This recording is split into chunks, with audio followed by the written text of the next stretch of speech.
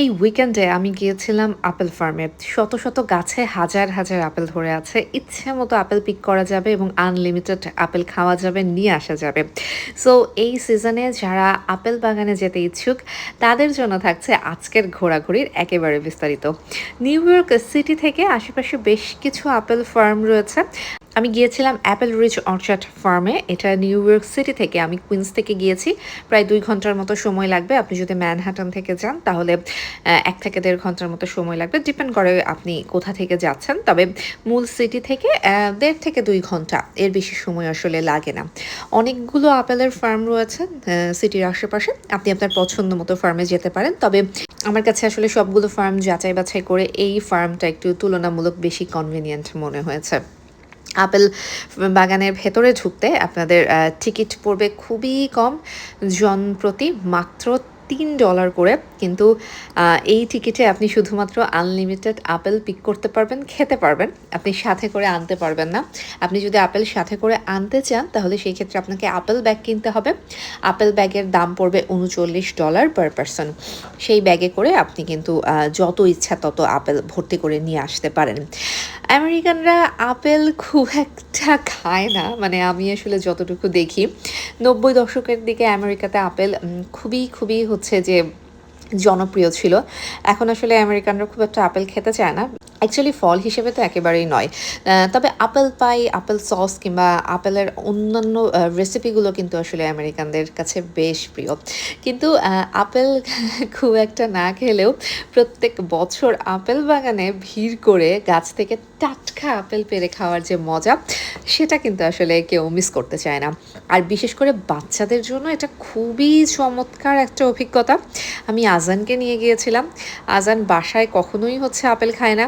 আমি যদি ওকে কেটে দেই তারপরেও ও সেটা খায় না, ফেলে দেয় একটুখানি মুখে দিয়ে। বাট এখানে পুরোটা সময় হচ্ছে ও আপেল খাচ্ছিল। এমনকি ওর অত্যাচারের ছবি পর্যন্ত তুলতে পারছিলাম না। এবং সবথেকে মজার বিষয় হচ্ছে ও খুব মজা করেছে। আপনারা যারা এই সিজনে আপেল পিকিং করতে চাচ্ছেন, হ্যাঁ, তাদেরকে একটা কথা মাস্ট বলবো, সেটা হচ্ছে নিউ ইয়র্কের ওয়েদারের কোনো বিশ্বাস নেই। এই ঠান্ডা, এই গরম। অবশ্যই খুব সুন্দর একটা ওয়েদার দেখে যাবেন। খুব বেশি ঠান্ডা কিংবা খুব বেশি গরম এরকম ওয়েদারে যাবেন না। আমরা যেদিন গিয়েছিলাম সেদিন আকাশে ঝকঝকে রোদ ছিল। খুব বেশি গরম ছিল না, আবার একটুও ঠান্ডা ছিল না। কারণ নিউ ইয়র্কের ঠান্ডা বাতাস যদি হয় সেটা আমার কাছে খুব অস্বস্তি লাগে। আমার কাছে ঠান্ডা লাগে। সো যাই হোক, আমি গাছ থেকে আপেল পেড়েছিলাম ব্যাগ ভর্তি করে। যদিও আমার বাসায় আসলে কেউ আপেল খায় না, কেন পেড়েছি জানি না। তবে গাছের নিচে অনেক আপেল পড়ে পড়ে নষ্ট হচ্ছিল, এটা দেখতে আমার খুব খারাপ লাগছিল।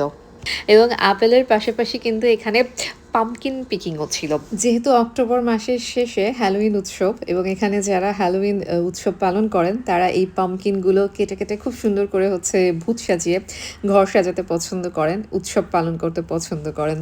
সো আমরা দেখছিলাম যে অনেকে পাম্পকিন পিক করে নিয়ে যাচ্ছিল। তবে নভেম্বরের থ্যাঙ্কসগিভিং ডে পর্যন্ত এই পিকিং চলবে। আজান তো পাম্পকিন দেখে খুব খুশি হয়ে গেছে, কারণ এত কালারফুল একটা জিনিস ও দৌড়ায় দৌড়ায় ধরছিল কিন্তু ও তুলতে পারছিল না। সো যাই হোক, এই পাম্পকিনগুলো হচ্ছে রান্না করেও খাওয়া যায়। আমি কখনো রান্না করিনি। সবাই বলে যে এটা নাকি রান্না করলে খুব একটা টেস্ট লাগে না। আমার আসলে এটা ট্রাই করতে হবে যে আসলে এটা রান্না করার পরে টেস্ট হয় কিনা। আমি যেদিন ট্রাই করব অবশ্যই আমি একটা ভিডিও দিব। আর আপনারা কেউ যদি এটা রান্না করে থাকেন কিংবা খেয়ে থাকেন, প্লিজ প্লিজ প্লিজ আমাকে রিভিউ দিবেন। এবং শুধু বড় পাম্পকিন না, এখানে ছোট বড় নানা জাতের নানা রঙের পাম্পকিন ছিল।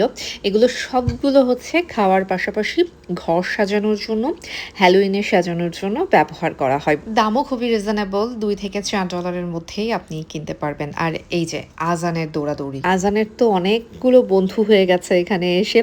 ও বন্ধুদের সাথে হাই হ্যালো করছিল। আমি ওর সাথে একটু গল্প করার চেষ্টা করছিলাম, ভাবলাম যে একটু পাম্পকিন বাগানে বসে ওকে একটু ভালো মন্দ শিক্ষা দিই। কিন্তু কথা হচ্ছে ও আমাকে কোনো পাত্তাই দিচ্ছিল না। ও পুরোটা সময় আসলে দৌড়াদৌড়ি করছিল। এখানে একটা ট্রাক্টরের মতো আছে, বিশেষ করে এটা বাচ্চাদের জন্য হচ্ছে খুবই মজার। আজান আমাদের গাড়ির স্টিয়ারিং পেলে ছাড়তেই চায় না, এবং আমরা ওকে বেশিরভাগ সময়ই হচ্ছে স্টিয়ারিং নিয়ে খেলতে দিই না, কারণ ও প্রচুর পরিমাণে টেপাটেপি করে। বাট এখানে স্টিয়ারিং পেয়ে ও খুব খুশি হয়ে গিয়েছিল। সো এই তো আপেল বাগানে ঘোরাঘুরি করে আমরা ব্যাক করছিলাম। আরেকটা বিষয় বলে রাখি যে আসা যাওয়ার রাস্তাটা কিন্তু খুবই চমৎকার।